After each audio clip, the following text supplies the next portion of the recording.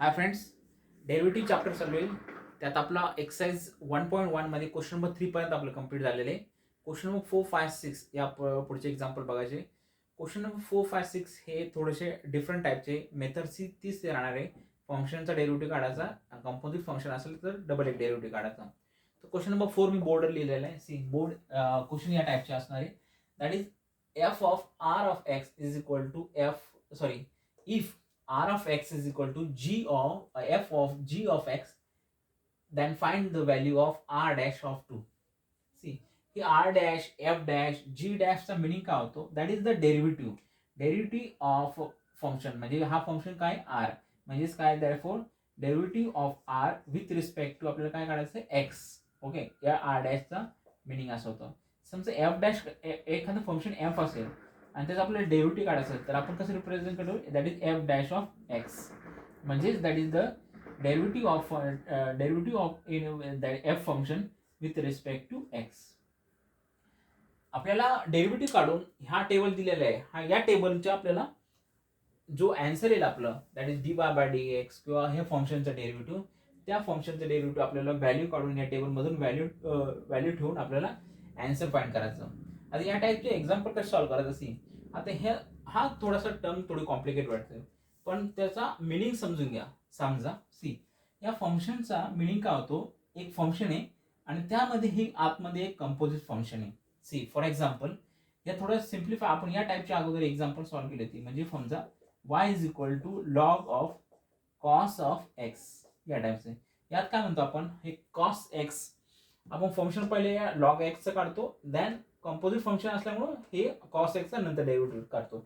म्हणजे D Y by D X is equal to 1 upon cos X into derivative of cos is equal to minus sine X. म्हणजे हा composite function असल्यामुळे परत derivative होतं. याचा meaning पण सेमच होतो. म्हणजे समजा याचं फंक्शनचं डेरिव्हेटिव्ह घ्यायचं, that is F dash of G of X into derivative of हे कंपोजिट फंक्शन असल्यामुळे double, that is F dash of X. Understood? या टाईपचं फंक्शनला म्हणजे कंपोजिट फंक्शन, आतमधलं ब्रॅकेटमधलं कंपोजिट फंक्शन विसरू नका. आता मी एक्झाम्पल सॉल्व्ह करतो. आपल्याला फाइंड करायला काय सांगितलंय, F R dash of two म्हणजे आपल्याला आर डॅश काढला म्हणजे आपल्याला डेरिव्हेटिव्ह काढलेला आर फंक्शनचं. ओके, हे फंक्शन दिलेलं आहे that is the R of X is equal to F of ब्रॅकेटमध्ये G of X. R dash काढायचं, फर्स्ट आपण आर डॅश ऑफ एक्स काढू. आर डॅश ऑफ एक्स म्हणजे that is derivative of R function is equal to, आता या फंक्शनचं derivative काय बनेल, F dash of G of X into हा कंपोजिट फंक्शन असल्यामुळे आता एक्सप्लेन केलं that is G dash of X. आता एक्स ची व्हॅल्यू दिलेली आहे आपल्याला. एक्स ची व्हॅल्यू काय आहे, 2. तर 2 जिथे जिथे एक्स असेल आपण तिथे 2 ठेवू. therefore R dash of 2 is equal to F dash of G of 2 into G dash of 2.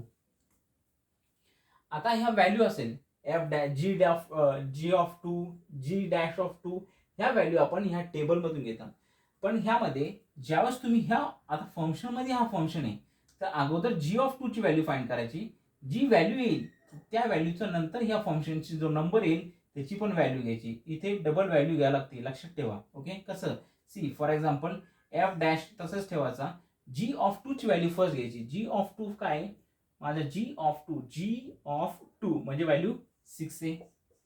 Okay, into bracket G dash of 2 काय value, G dash of 2 that is 4. आता इथे बघा, आता इथे फंक्शन एफ डॅश ऑफ 6 ची value घ्यायची. परत F dash of 6 ची व्हॅल्यू काय, F dash of 6 minus 4 is equal to -4 into 4. therefore r dash of 2 ची व्हॅल्यू काय आली, -4 इंटू 4, 4 4 जा 16 आणि मायनस साइन तशी. आपल्या या फंक्शनची व्हॅल्यू आर डॅश ऑफ 2 ची व्हॅल्यू काय आली, -16. लिहून घ्या. 4 क्वेश्चन आहे सेम टाईप न सॉल्व्ह करायचे आपल्याला. हा झाला आपला फर्स्ट क्वेश्चन नंबर 4 मधला फर्स्ट. सेकंड एक्झाम्पल बघू. टेबल व्हॅल्यू त्याच राहणार, फक्त आपल्याला क्वेश्चन चेंज राहणार. क्वेश्चन सेकंड घेतो त्याच्यामधला, that is R of X is equal to G of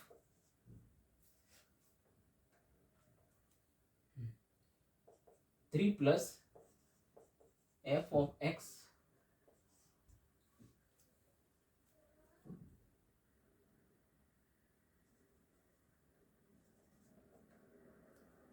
g 3 plus f of x आणि we have to find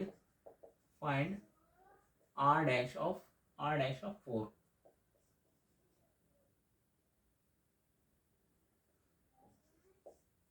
r dash of 4. See,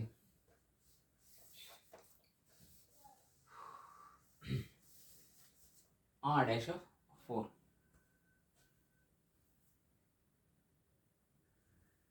The second example लिहिले.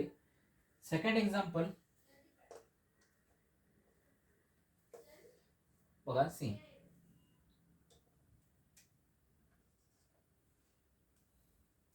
Second example लिहिले board same टाईपचे.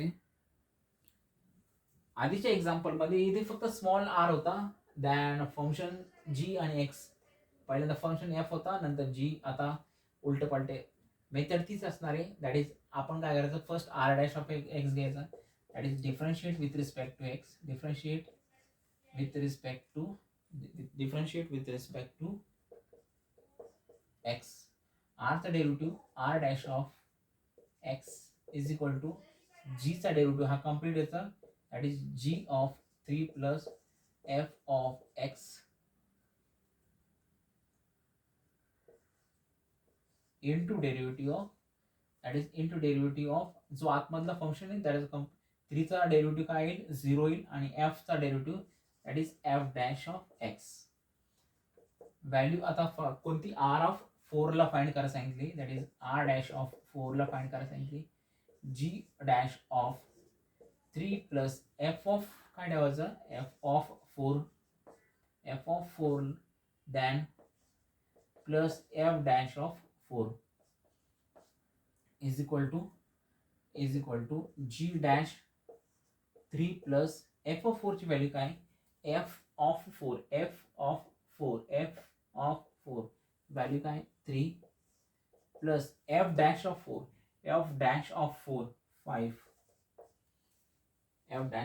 5 is equal to G dash of 3 plus 3 6 plus 5 is equal to G dash of 6 7. G dash of 6 7 into 5 is equal to 35. Therefore value of r dash of 4 is 35. एकदम easy आहे.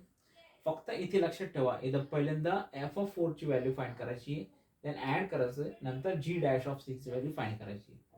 Question number second पण झालाय, हा होता second. चलो third example.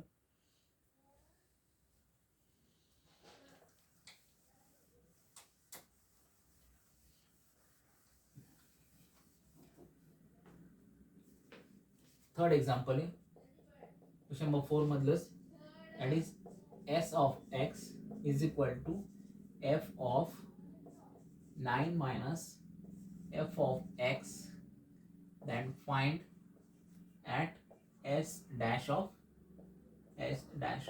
4. See,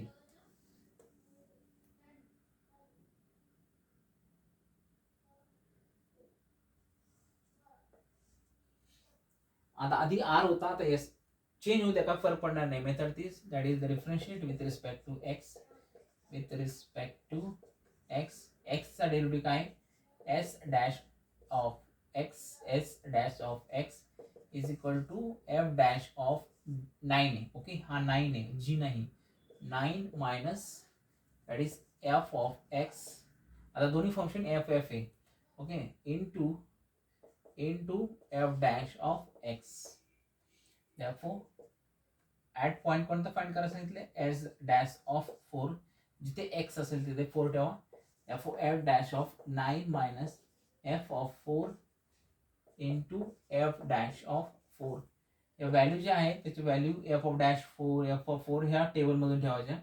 F dash of F ने व्यवस्थित लिहितो, F dash of 9 minus F of 4 ची व्हॅल्यू काय, F of 4 3 into F dash of 4 ची value F dash of 4 that is 5 is equal to F dash of 9 minus 3 that is the 6 into 5.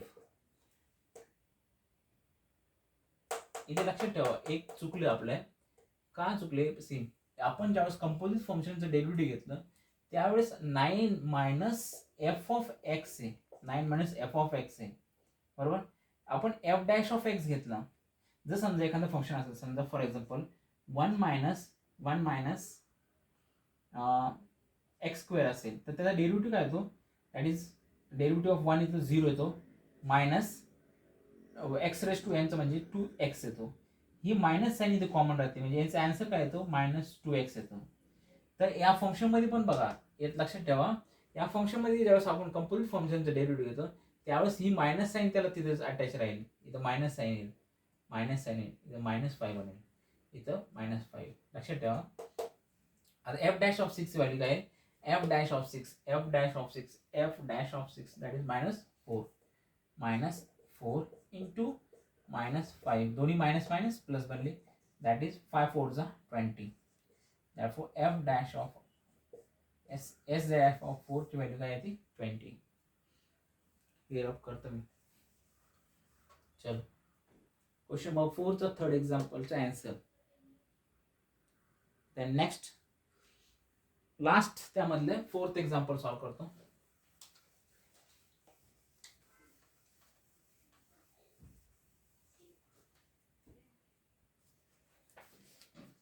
Fourth example solve करतो. S of X is equal to G of bracket मध्ये G of X then find a value at s dash of 6.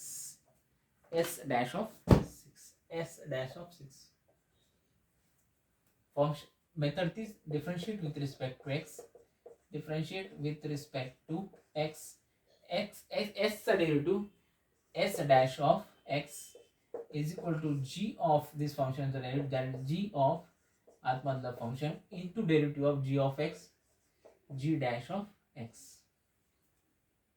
जिथे x असेल तिथे 6 value ठेवा, that is s dash of 6 is equal to g dash of g of 6 multiply the g dash of 6 is equal to g dash of g of 6 value काय, g of 6 that is 2 multiplied by g of 6 2 g dash of 6 7 g dash of 2 ची value काय, g dash of 2 ची value काय 4 into 7. Therefore s dash of 6 value is equal to 4 7 28. Simple आहे, step by step जा. Question number 4 complete झाला. तो question number 5 लिहितो मी, copy करून घ्या.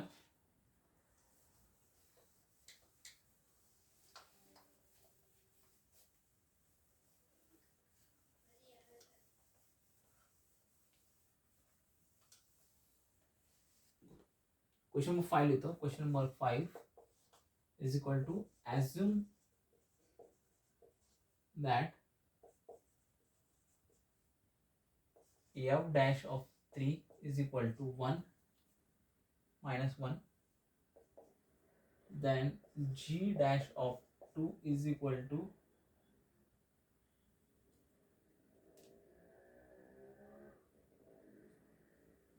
5, again g of 2 is equal to 3, then find y is equal to f of g of x at x is equal to 2.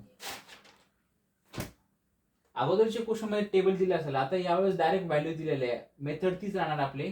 Okay, that is हा एक function दिलेलं आहे, that is y is equal to f of G of X function दिलेलं आहे, याचा derivative घ्यायचा आपल्याला आणि at the value of X is equal to 2 ला आपल्याला त्याची व्हॅल्यू फाइंड करायची आहे. डेरिव्हेटिव्ह घ्यायचा, that is the dy by dx. Derivative of y is dy by dx is equal to f dash of g of x into हा composite function आहे, that is g dash of x. आता at value काय सांगितले, that is dy by dx at value x is equal to 2 find करा सांगितले. जिथे जिथे x असेल तिथे तिथे 2 ठेवा, that is f dash of g of 2 into g dash of 2. आता ह्या व्हॅल्यू टेबल ऑलरेडी दिलेलं आहे, त्यातून आपण ते कॉपी करू शकतो. दॅट इज g ऑफ 2 ची व्हॅल्यू काय आहे, g ऑफ 2 कुठे, g ऑफ 2 ची व्हॅल्यू काय आहे 3 इंटू g डॅश ऑफ 2 ची व्हॅल्यू काय आहे 5. आता इथे संपलं का नाही, आपल्याला f डॅश ऑफ 3 ची पण व्हॅल्यू घ्यायची. f डॅश ऑफ 3 ची काय -1 इंटू 5 इज इक्वल टू -5. म्हणजे that is dy by dx at point x is equal to 2 आपल्याला व्हॅल्यू भेटली -5. इझी, कॉपी करून घ्या.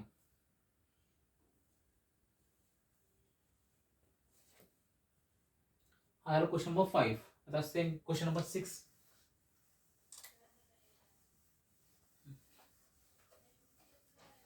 क्वेश्चन नंबर 6 करता.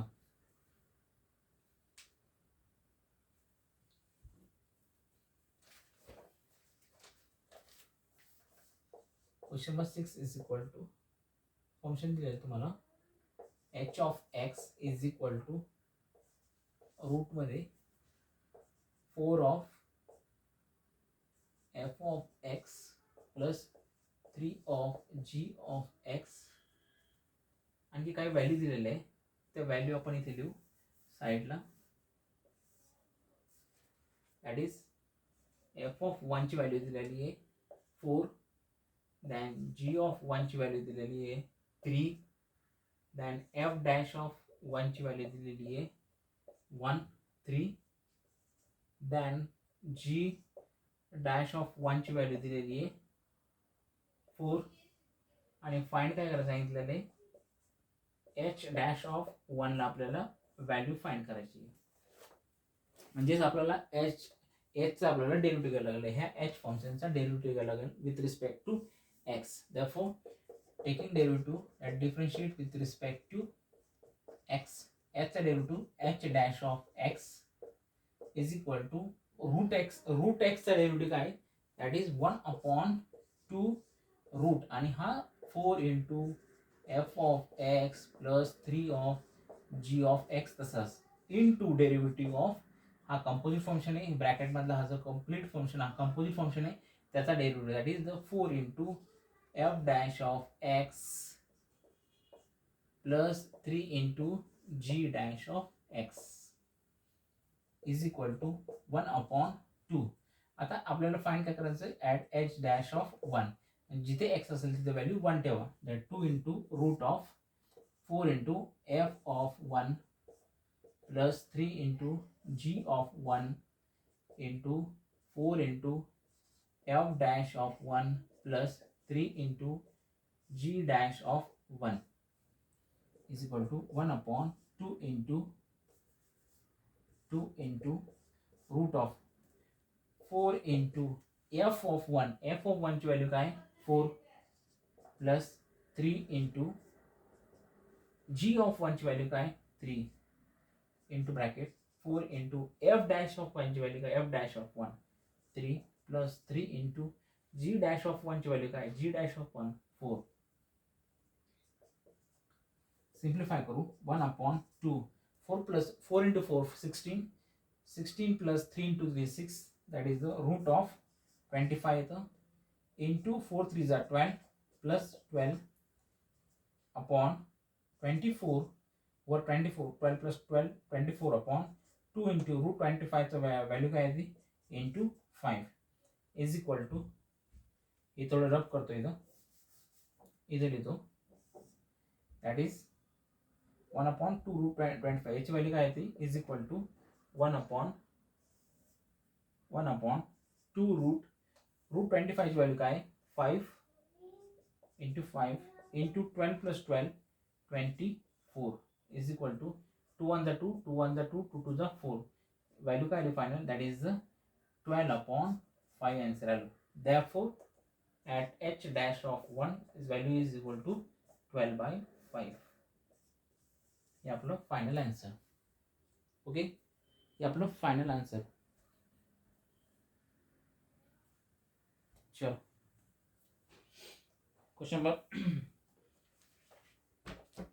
6 पण झाला. क्वेश्चन नंबर 7 लिहितो,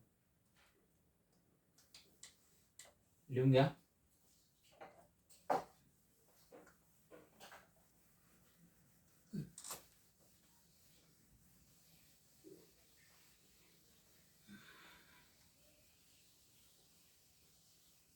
क्वेश्चन नंबर 7 लिहितो मी आता.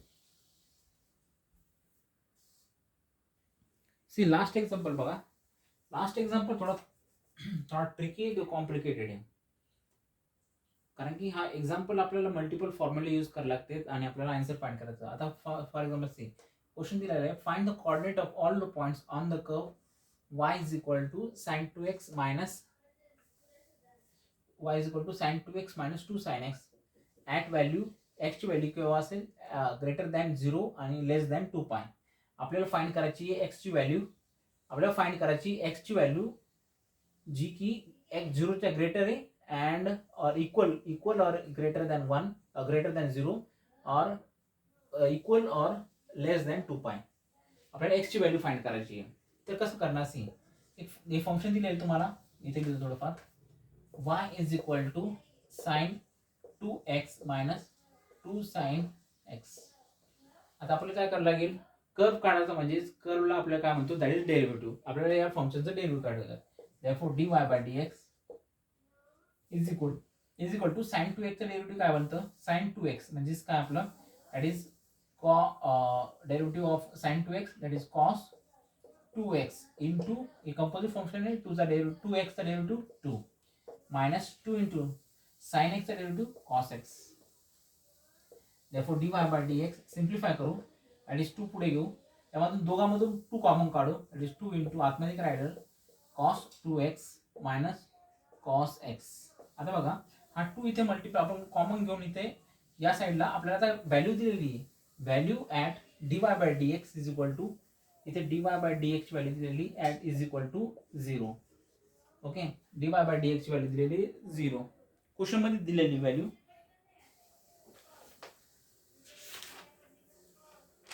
where dy/dx is equal to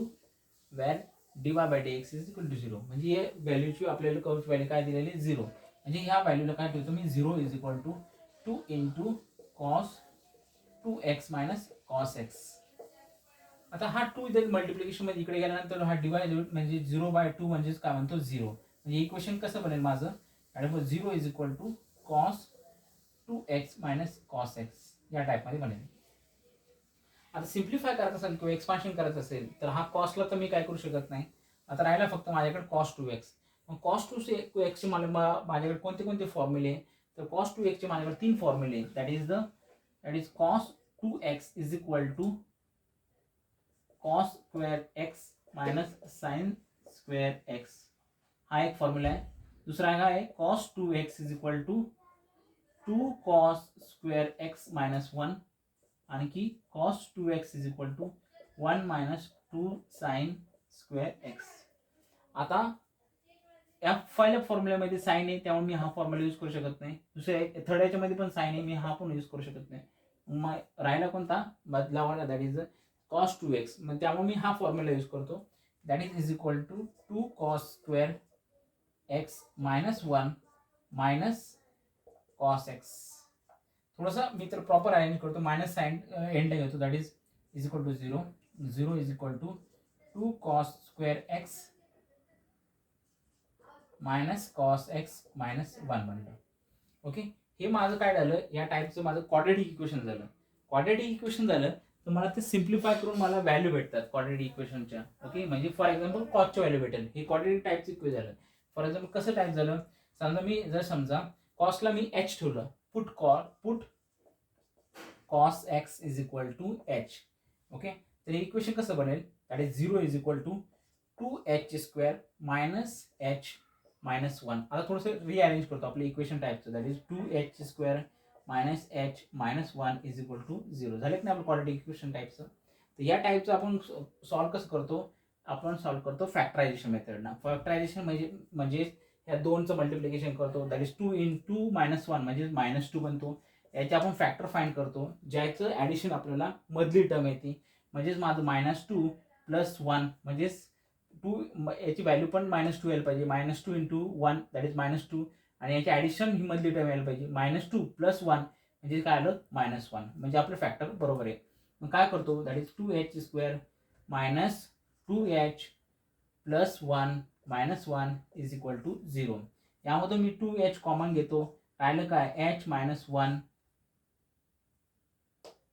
इथे h आहे. हा h आहे ना. h + 1 h - 1 is equal to 0. Therefore h - 1 is equal to 0 or 2h + 1 is equal to 0. दोन व्हॅल्यू आल्या मला. Therefore h is equal to हा इकडे गेल्यानंतर 1. ओके, किंवा h इज इक्वल टू काय बनेल माझा हा 2h is equal to -1. Therefore h is equal to -1/2. पण h ची व्हॅल्यू काय आपली, h ची व्हॅल्यू आपली cos x आहे. Therefore cos x is equal to 1. cos x is equal to -1/2. cos ची x ची कोणती व्हॅल्यू इज इक्वल टू 1 आहे. Therefore cos ची value x is equal to 0 ची व्हॅल्यू 1 आहे.